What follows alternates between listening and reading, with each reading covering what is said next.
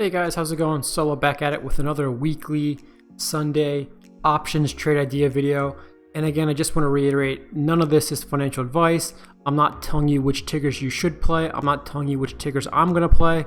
I'm just sharing some of my thoughts that I've come across while personally researching stocks for me to possibly trade options on for this coming week. So quick shout out and plug for the Discord server. If you're not in there already, make sure you get in there while it's free.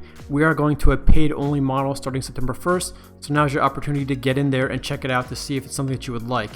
So one of the things, or one of the features that we have in our Discord server is that we have real-time earnings whisper tweets. And so this is one of the first things I look at every weekend to see which tickers have earnings coming up, because I know those tickers are going to have juicy premiums just because of increased implied volatility during the run-up to earnings. So this tweet just came out 8:30 a.m. today. So let's just take a look at this upcoming trading week to see what may or may not look promising or at least interesting. So looks like Monday, at least personally, I don't see any stocks that I would personally want to hold long term, which means nothing that I would like to trade options on in terms of the wheel strategy in case I do get assigned shares.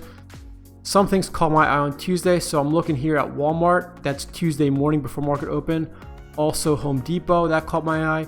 And also Advanced Auto Parts, which may be a shock to some people, but I'll get into that in a little bit. So I actually have three tickers I'm interested in that have earnings pre-market Tuesday. Lowe's I'm also interested in, which is the following day, pre-market Wednesday morning. Target, obviously I know what Target is, but I'm not too bullish on their stock personally. So personally, I'm going to let that one go. Obviously, the biggest ticker this week is probably going to be Nvidia, which is Wednesday after close. And let's just take a look. Thursday, nothing really appealing to me personally. Same thing with Friday. Foot Locker is a big company. I believe they've kind of been flat, so I'm not really too interested in Foot Locker, but from what I've heard, I believe they have good financials, so it's up to you to decide if you want to look at Foot Locker or not. But I think for right now, I already have 5 tickers circled, and I'm of course going to look at AMD and Micron, so it might be a little bit of a longer video, but let's get right into it. So first and foremost, we're going to look at my favorite stock in the world, and that's going to be AMD. So if you've seen my videos from this past week, I sold a put that actually expires this coming Friday at the $73 strike price, and I sold that for $35 in premium. I'm currently up about $7 in premium, but profit is profit at this point. I'm going to try and let it ride to max expiration because it looks like, at least for the past trading days, AMD has been hovering around 80, 81, 82, and that's perfectly fine by me. But I was initially concerned that AMD has this huge run up and it's going to pull back at some point. It looks like it's held its ground pretty well in the low 80s, so might be a good opportunity to sell a put in the, let's say, mid 70s. I believe we should be able to get some decent premiums just because it is AMD. Let's just take a look at selling a put for next Friday, the 21st. At the mid 70s, let's say 75, I could collect $40 in premium, which is probably going to be a decent return on risk. So $40 in premium divided by 7,500 in collateral. Yep, that's going to be a 0.5% return on risk, which is not bad. And that would still leave you with a $6 buffer, assuming we open up Friday around 81. So that's definitely on my radar. I mean, you all know, my long-term viewers know, an AMD option is always on my radar every week. And the return on risk is 0.5% with an 87% chance of profit. So numbers aren't looking too bad. I also believe it's a relatively safe play as long as the market overall just doesn't tank or AMD decides it wants to pull back now. But based on where it's been trading for the past few days, I don't think owning AMD at 75 would be the end of the world, especially because I'm bullish long-term on that stock. And so if I do get assigned shares, I would be okay with it. And also, the one risky thing is that the Fibonacci level, if I'm accurate, is at about 73. So in a perfect world, I would want to sell a put below 73, or the gap here is also around 74. So I would be selling a put above the gap and also above the Fibonacci level, which might worry me a little bit just because of technical analysis. But again, no TA is 100% accurate. This is just based on my gut feel. And at that point, if I were to go to a 74 or 73 strike, I probably would get a 0.3 or 0.4 at best return on risk. And at that point, it might not be worth it. So let's just go to the next stock I mentioned, and that was Walmart. So Walmart actually has earnings coming up. And as you can see on TradingView, it has earnings on August 18th, which is Tuesday before market open. And Walmart's actually an interesting stock because it really wasn't affected that much by the illness as other tickers were. I mean, if you were to just look at this graph dating back to even July of last year, you really don't see that dip that you see in pretty much every other ticker on the market.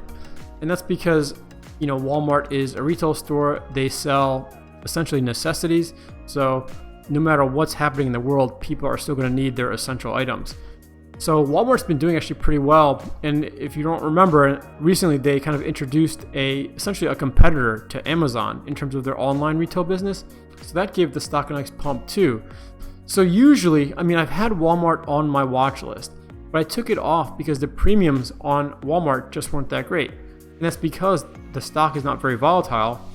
It's a pretty steady and consistent stock, so the premiums are not going to be great. But because we're on the week of earnings, we might have juicy premiums. So let's just take a quick look at Walmart on Robinhood here. You can see it's currently trading at $133. So it is a rather pricey stock.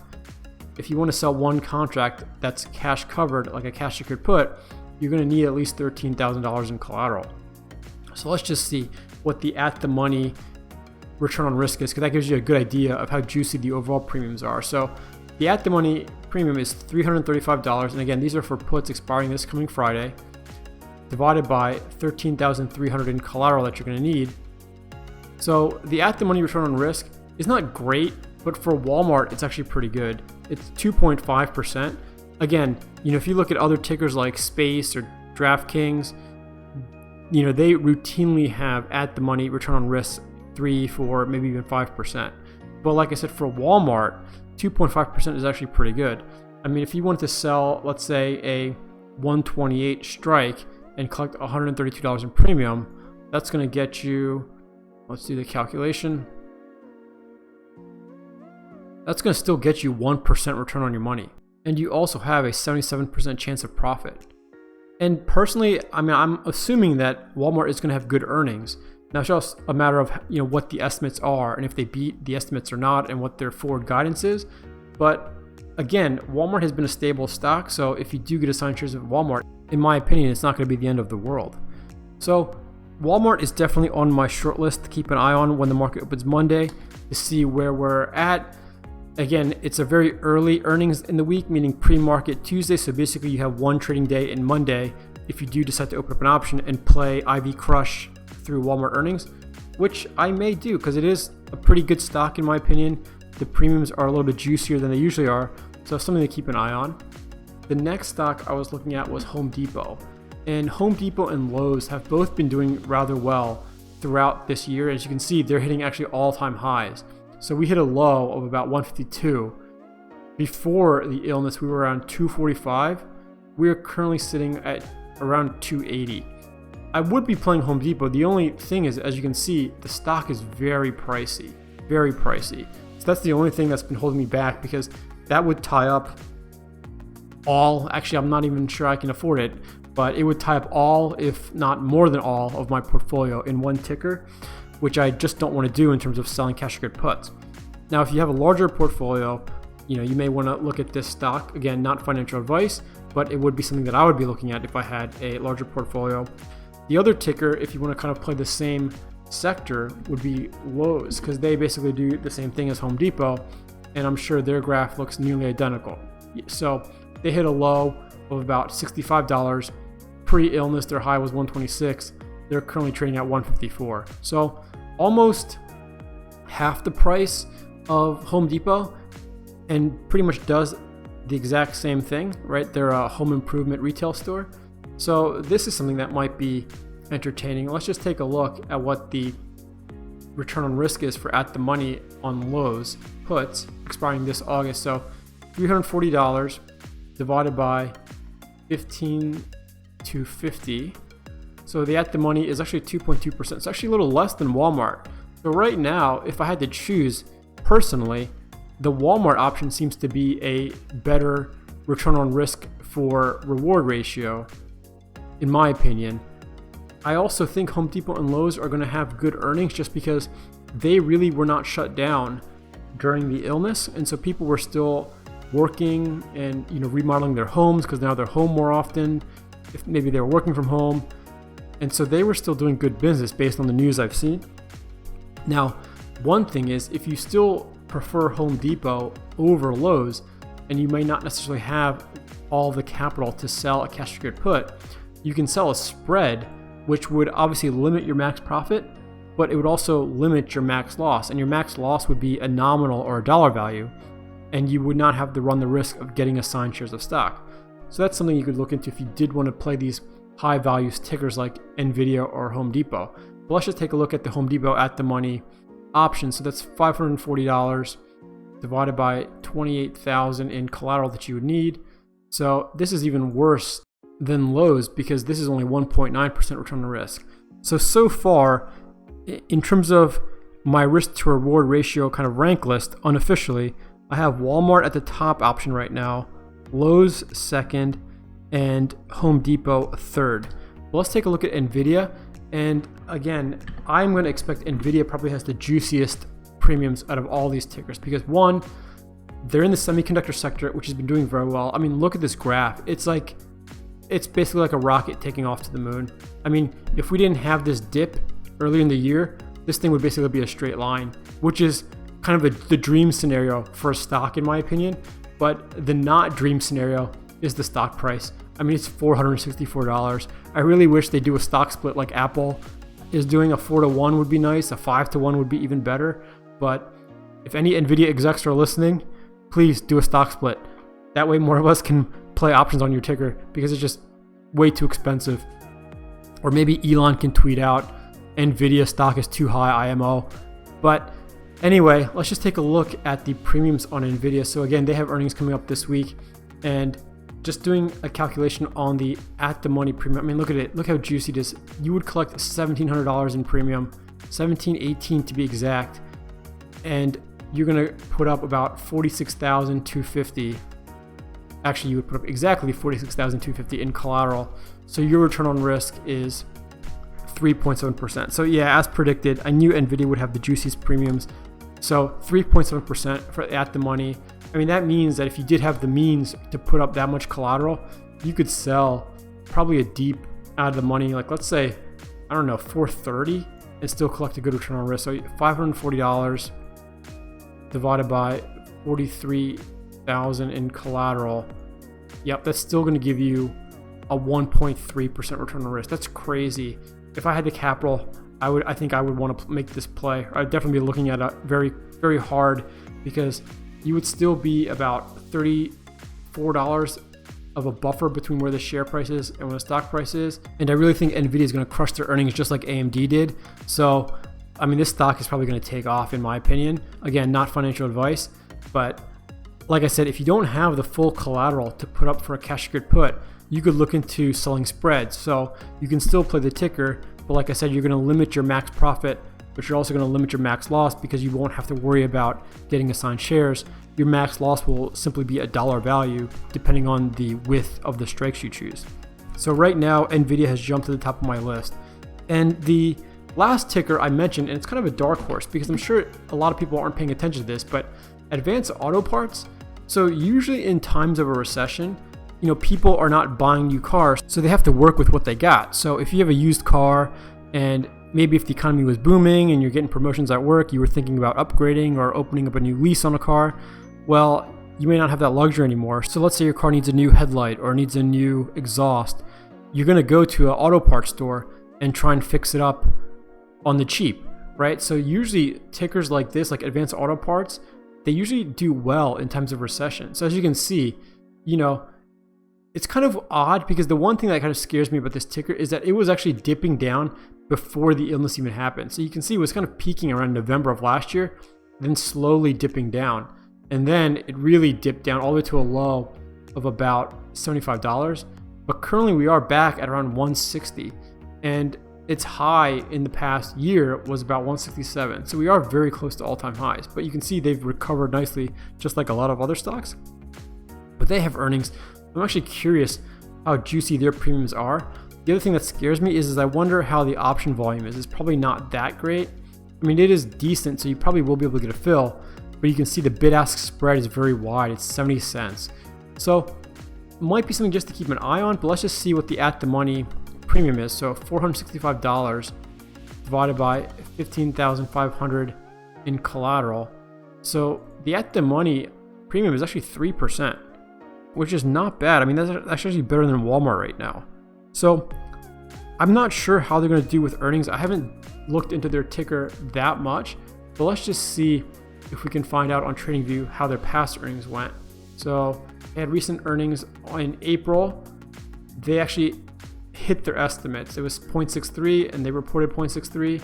Prior to that, pretty much they beat their earnings. They estimated 1.35. They hit 1.38. So let's just take a look at one more earnings session. Their estimate was 2.05, so they actually did not do well in their earnings. And that actually, interestingly enough, looks like what caused their dip down before the illness, because right at this point, you can see the stock gap down and then slowly started dipping. I wonder if that bad earnings is what set it off, but it looks like every other time they come really close and basically hit their estimates. So it's kind of a gamble, but the premiums are pretty juicy. So if I can get in, if I decide to, if I have collateral left at a far out of the money put and still collect decent return, which I think is going to be hard to do because as you can see, the further you go out, the premiums just drop off to basically $1. That's going to be because of this, because there's no volume and very little open interest. I mean, the bid-ask spread is from 0 to 80. So I think it's going to be difficult to find a good trade on Advanced Auto Parts, but I'll definitely keep it on my watch list for this week just to see if anything pops up or if volume picks up come Monday. So let's just take a look at Micron. I've been talking a lot about Micron lately because they've kind of been beaten down over the past few weeks. I mean, look at this 1 month graph. It went from 49 to closing at about 45. So we actually lost about 6% in the past week. And even in the past month, you can see it was a high around 53 to close Friday around 45. So the real question here, looking at the TradingView graph on Micron, is where is the bottom for Micron? Because I feel like this might open up a good opportunity to get in on Micron on the cheap and maybe even go long. So maybe get into shares or get assigned shares by selling an at the money put and then start selling covered calls on the way up. Because like I said before, the entire semiconductor sector, which Micron is a part of, has absolutely been taking off. I mean, it's been doing really well. Let's take a look at SMH, which is a semiconductor ETF, and I'll show you an example of what I'm talking about. So you can see here's pre-illness, here's kind of peak illness, and then it's been hitting all-time highs pretty much every day. Pre-illness, it was around 152. We're now around 172. So this is the whole semiconductor sector, and I can even extend these Fibonacci's out. But that's why I'm really bullish on Micron long term. And so I'm really keeping a close eye on this because I'm wondering if this is presenting a good buying opportunity to get Micron on the cheap and essentially buy the dip. Because I don't want to miss out, because I am, like I said, long-term bullish on Micron. I mean, peak illness values, Micron traded as low as 32. Right now, we are at about 45. I think, personally, if we break 40, if we get into the high 30s, then I think for sure I'm going to end up buying some shares or trying to get assigned shares on Micron at high 30s because, I mean, like I said, peak illness, we were in the 30s. And right now, as far as I know, aside from an analyst downgrade, there's really nothing that's beating Micron down. So I don't know if this is just an exaggerated pullback, but I'm going to keep a close eye on Micron. The premiums just haven't been great on Micron, which is why I haven't been selling puts on it, but also because it keeps going down. So I don't want to get assigned shares and bag hold Micron if it's on its way down. But just to give you an example, I mean, the premium on Micron is $90 at the money for $4,550 in collateral. And that's a 1.9% return on risk, almost 2%, which is not bad. But again, I would like something a little bit more juicy, especially at the money. I would want something a little bit more juicier. So those are my trading ideas for the week. Again, just to recap, I'm looking at AMD and Micron like I do every week, keeping a close eye on Nvidia, Walmart, Advanced Auto Parts, Lowe's, and Home Depot. Let me know in the Discord server or let me know in the YouTube comments below what tickers you're looking at playing. As always, if you have any questions or comments, leave them below, or better yet, leave them in the Discord server. And happy trading.